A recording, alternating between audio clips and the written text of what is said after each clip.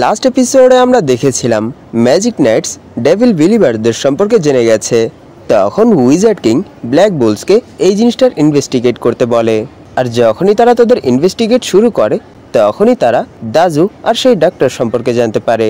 এরপর wizard king devil বিলিভারদেরকে second রেলেমে খুঁজতে বলে, আর অনেক খোঁজার পর আজ তাদের টিম এক মাউন্টেনের উপর অনেকগুলো ডেভিল বিলিভার্সদেরকে দেখতে পায়। এই এপিসোডের শুরুতে আমরা একটা ফ্ল্যাশব্যাক দেখতে পাই, যেখানে ডক্টর আর দাজুর প্রথমবার দেখা হয়েছিল। তখন সেখানে দাজু ডক্টর ভালোভাবে ম্যাজিক ইউজ করতে না পারার পরেও এত ভালো অ্যালকেমি পারফর্ম করার কারণে তার অনেক প্রশংসা করে, আর এরই সাথে পরে আবার একে অপরের সাথে দেখা করার কথা বলে, আর এর জন্য ডক্টরও এগ্রি হয়ে যায়। আর প্রেজেন্টে আমরা দেখতে পারি সবগুলো ডেভিল বিলিভার্স এক সারিতে চলছে। তখনই তাদের রাস্তায় আসা এক পাথর ডক্টর এক ব্লাস্টের সাহায্যেই উড়িয়ে দেয়, আর বলে রাত হতে চলেছে, তাই আমাদেরকে খুব দ্রুতই এই মাউন্টেন পার করে বর্ডারকেও পার করতে হবে। তখনই তাদের মধ্যে এক পার্সন বলে, যখনই আমরা সেই বর্ডার পার করে ফেলবো তখনই আমরা ক্লোয়ার কিংডম থেকেও বের হয়ে যাব, আর এরপর ম্যাজিক নাইটরা আমাদের আর কিছুই করতে পারবে না, আর এরপরই আমরা স্পেড কিংডমে পৌঁছে যাব। এইসব শুনে ন্যারো বলে এরকম কিছুই হবে না, কারণ সেই বর্ডার ক্রস করার সাথে সাথেই তোমাদের সামনে অনেক স্ট্রং ম্যাজিক রিজিয়ন চলে আসবে, আর সেই ম্যাজিক রিজিয়ন পার করাটা অনেক বেশি কঠিন। তখনই আমরা এটা জানতে পারি যে স্পেড কিংডম এরকম একটা কান্ট্রি যেটা পুরোপুরি বরফ আর মিস্ট্রি দিয়েই ভরা, আর এই প্লেসের কেন্দ্রেই এরকম একটা প্লেস আছে যেটা নিউট্রাল, আর সেই প্লেসই একটা অনেক স্ট্রং ম্যাজিক রিজিয়ন, আর সেই প্লেসে ম্যাজিকের পরিমাণ অনেক বেশি, যার জন্য সেখানে প্রবেশ করাটা অনেক বেশি কঠিন। তখন ন্যারো বলে সেই প্লেস থেকে তো ম্যাজিক নাইটদেরও বের হওয়াটা অনেক বেশি কঠিন, তাহলে তোমাদের মতো পার্সন যারা ভালোভাবে নিজের ম্যাজিকও ইউজ করতে পারো না তারা কি করে বের হবে? তাহলে কি তোমরা মরতে চাও? এইসব শুনে দাজু বলে আমরা যদি কোনো মতে স্পেড কিংডমে পৌঁছতে পারি তাহলে আমরা এর জন্য মরতেও রাজি আছি। এটা বলেই তারা আবার এগোতে শুরু করে। তখনই আমরা দেখতে পারি অন্যদিকে মেগমা ক্যাপ্টেন ইয়ামির সাথে কন্ট্যাক্ট করার ট্রাই করছিল, কিন্তু এটা কাজ করছিল না। তখন নোবেল বলে স্ট্রং ম্যাজিক রিজনের আমরা অনেক কাছে, এরই জন্য এই প্লেসের ম্যাজিকও ডিস্টার্ব হচ্ছে, যার জন্য আমরা ক্যাপ্টেন ইয়ামির সাথে কমিউনিকেট করতে পারছি না। তখন মেগমা বলে তাহলে আমি এখান থেকে ক্যাপ্টেন ইয়ামি আর বাকিদেরকে খোঁজার জন্য যাচ্ছি, তাই তোমরা ততক্ষণ পর্যন্ত এখানেই ওয়েট করো, আর এই কথাটা মাথায় রেখো, যতক্ষণ পর্যন্ত এখানে হেল্প করার জন্য কোনো মেম্বার আসবে না ততক্ষণ পর্যন্ত তোমরা কোনো অ্যাকশন নেবে না। এইসব বলেই মেগমা তাদেরকে খোঁজার জন্য সেখান থেকে চলে যায়। তখনই আমরা দেখতে পারি আস্থা সেখানে চিল্লাতে চিল্লাতে সেই মাউন্টেন চড়তে শুরু করে দিয়েছে। এইসব দেখে নোবেল বলে তুমি কোথায় যাচ্ছ? তুমি কি ভুলে গেছো মেগমা আমাদেরকে এখানেই থাকতে বলেছে? তখন আস্থা বলে আমার ন্যারোর জন্য টেনশন হচ্ছে। এটা শুনে নোবেল বলে আমারও ন্যারোর জন্য টেনশন হচ্ছে, কিন্তু এখানে কিছু করার আগে আমাদেরকে একটা প্ল্যান তৈরি করে নিতে হবে। তখন আস্থা বলে আমি তাদের সাথে আরও একবার কথা বলতে চাই, আর আমার মনে হয় তারা আমার কথা বুঝতে পারবে। এইসব শুনে নোবেল বলে যদি আমরা তাদের সাথে কথা বলেই সব কিছু সলভ করতে পারতাম তাহলে আমাদের এত বড় প্রবলেমে পড়তে হতো না।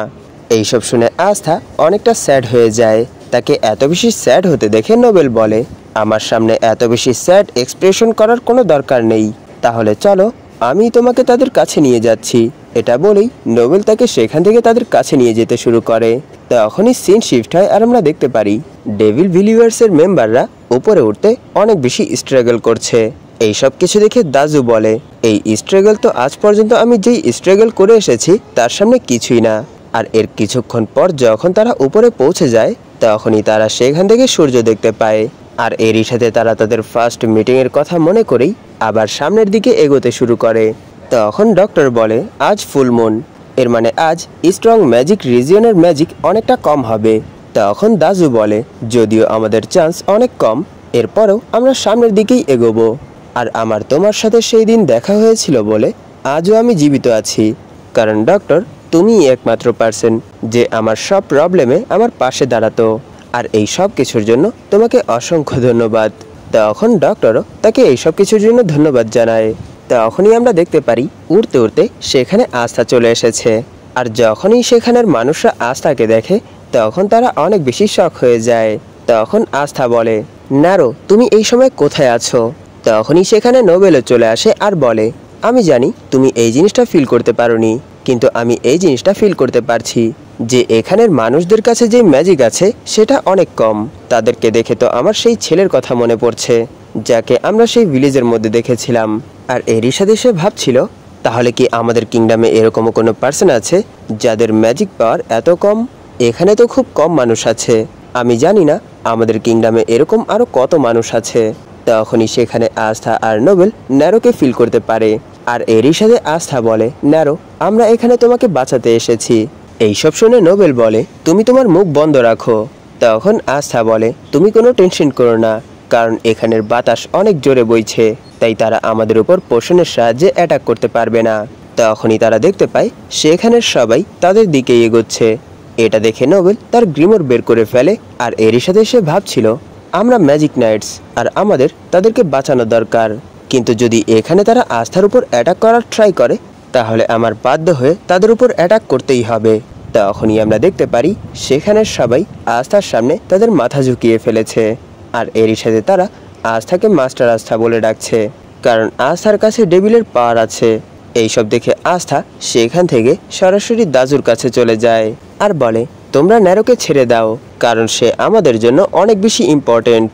আমি জানি তোমরা আমার গ্রিমোর আর ন্যারোকে স্পেড কিংডমের ডেভিলকে গিফট হিসেবে দিতে যাচ্ছ, যাতে করে তোমরা সেই ডেভিলের সাথে হাত মিলাতে পারো। আর তোমরা এটাও চাও যাতে আমিও তোমাদের সাথেই যাই। এইসব শুনে দাজু বলে, যেহেতু তোমরা আমাদের প্ল্যান সম্পর্কে জেনেই গেছো, তাই আমার মনে হয় তুমি এটাও জানো যে আমরা কখনোই ন্যারোকে ছাড়বো না। এই মাউন্টেনের অপর পাশেই অনেক স্ট্রং একটা ম্যাজিক রিজিয়ন আছে। এইসব শুনে আস্থা বলে, আমি জানি তোমরা এটা ভাবছো যে এই ফুলমুনের রাতে তোমরা খুব সহজেই সেই ম্যাজিক রিজিয়ন ক্রস করে ফেলবে, কিন্তু এতগুলো মানুষকে সেখানে নিয়ে যাওয়াটা অনেক বেশি ডেঞ্জারাস। আর এমনিতেও তোমরা তো সেই ম্যাজিক রিজিয়ন কখনোই ক্রস করতে পারবে না। এইসব শুনে দাজু বলে, আমি জানি আমাদের কাছে খুব কম ম্যাজিক পাওয়ার আছে, এরই জন্য আমি খুব কম স্পেল ইউজ করতে পারি। ক্লোয়ার কিংডমে ম্যাজিকই সব কিছু, এর মানে আমার সেখানে কোনো এক্সিস্টেন্সই নেই। আমার প্যারেন্টসও আমাকে নিয়ে অত বেশি খুশি ছিল না, স্কুলের মধ্যেও আমি কখনোই আমার ফ্রেন্ড বানাতে পারিনি। আর এরই জন্য আমি অনেক হার্ড ওয়ার্ক করেছি, কিন্তু এরপরও আমার সাথে কেউ কখনো ভালো ব্যবহার করেনি। আর এরই সাথে সবাই আমাকে আমার ম্যাজিক নিয়েই জাজ করতো। আমার মনে হয় তুমি আমার এইসব ফিলিং বুঝতে পারছো আস্থা, কারণ তুমিও ম্যাজিক ইউজ করতে পারো না। এইসব শুনে আস্থা বলে, কিন্তু তোমার হাজব্যান্ড তো তোমাকে অ্যাকসেপ্ট করেছিল, আর ম্যাগি আমাদেরকে তোমাদের সম্পর্কে সব কিছুই খুলে বলেছে, যে যখন তোমার হাজব্যান্ড আর শাশুড়ি জীবিত ছিল তখন তুমি তাদের সাথে অনেক বেশি খুশি ছিলে। এইসব শুনে দাজু বলে, না, আমি সেই সময় একটুও খুশি ছিলাম না, কারণ আমি সত্যটা জানতাম। তারা এই জিনিসটার জন্য অনেক বেশি খুশি ছিল যে এখানে তাদের সাথেও এরকম একটা পার্সন আছে যার কাছে তাদের থেকেও কম ম্যাজিক আছে। আমি তাদের সাথে যেই সময়টা কাটিয়েছি সেই পুরো সময়টাই আমার জন্য শুধু একটা হেল ছিল। তারা সব সময় আমার রান্নার প্রশংসা করত। আমি জানি সবাই এটা বিশ্বাস করে যে তারা আমার সাথে কত ভালো ব্যবহার করে, কিন্তু আসলে তারা আমাকে নিয়ে সব সময় হাসাহাসি করত। তারা আমাকে সব সময় ইউজলেসের মতোই ট্রিট করত, আর তারা আমাকে কখনোই অ্যাকসেপ্ট করেনি, শুধু তারা আমাকে ইউজ করত। তাই আমি এই জিনিসটার জন্য অনেক বেশি খুশি যে তারা মরে গেছে। তখনই ডক্টর বলে, এখানে যারা আছে তারা সবাই কোনো না কোনো সময় ঠিক এমনই ফিল করেছে। আমি অনেকগুলো রিকভারি মেজর থেকেও ভালো রিকভারি পোশন ক্রিয়েট করতে পারি, কিন্তু এরপরও আমাকে কেউ অ্যাকসেপ্ট করেনি। এর কারণ আমার কাছে অত স্ট্রং ম্যাজিক ছিল না। সেই ভিলেজের মধ্যে এরকম অনেকগুলো পার্সন ছিল যারা আমার মেডিসিনের উপর বিলিভ করত, কিন্তু যখনই তাদের কাজ শেষ হয়ে যেত তখনই তারা আমার কাছ থেকে দূরে সরে যেত। তখনই সেখানের সবাই তাদের দুজনের কথাই এগ্রি হয় আর ক্লোয়ার কিংডম ছেড়ে চলে যাওয়ার কথা বলে। তখন ডক্টর বলে, স্পেড কিংডমে যাওয়ার পথেই তাদের সাথে আমাদের দেখা হয়েছিল, আর তারাও সেই সব কিছুই ফেস করেছে যেই সব কিছু আমরা ফেস করেছি, তাই তারা আমাদেরকে সাহায্য করার জন্য আমাদের সাথে চলে এসেছে। তাহলে বলো, তুমি আবার আমাদেরকে কেন ক্লোয়ার কিংডমে নিয়ে যেতে এসেছো? তুমি কি আমাদের সাথে যা কিছু হয়েছে তার কিছুই বুঝতে পারছো না? তখন আস্থা বলে, তোমরা কি ফিল করছো আমি তার সব কিছুই বুঝতে পারছি, আর এরই জন্য আমি তোমাদেরকে আবার ফিরিয়ে নিয়ে যেতে এসেছি। তখন নোবেল জিজ্ঞেস করে, তাহলে বলো তোমরা স্পেড কিংডমে কেন যেতে চাচ্ছ? এটা শুনে দাজু বলে, কাবের কাছ থেকে আমরা এটা জানতে পেরেছি যে স্পেড কিংডমে একটা ডেভিল আছে, আর আমরা তার কাছ থেকে পাওয়ার নিতে পারবো, আর আমরা সেই পাওয়ার হাসিল করার জন্যই স্পেড কিংডমে যাচ্ছি। তখন ডক্টর বলে, যখন আমাদের কাছে ডেভিলের পাওয়ার চলে আসবে তখন আমরা আবার এই কিংডমে ফিরে আসব আর আমাদের সাথে যা কিছু হয়েছে সেই সব কিছুর বদলা নেব। তখন দাজু বলে, ক্লোয়ারের 3 লিপস ফেথ, হোপ আর লাভকে রিপ্রেজেন্ট করে, আর 4 লিপস পাওয়ার আর গুড লাককে রিপ্রেজেন্ট করে, আর 5th লিপের ভেতর ডেভিল বাস করে। দেখো, তোমার কাছে কোনো ম্যাজিক পাওয়ারই নেই, কিন্তু তুমি এই গ্রিমোরের ডেভিল পাওয়ার ইউজ করে কত কিছু অ্যাচিভ করে ফেলেছো।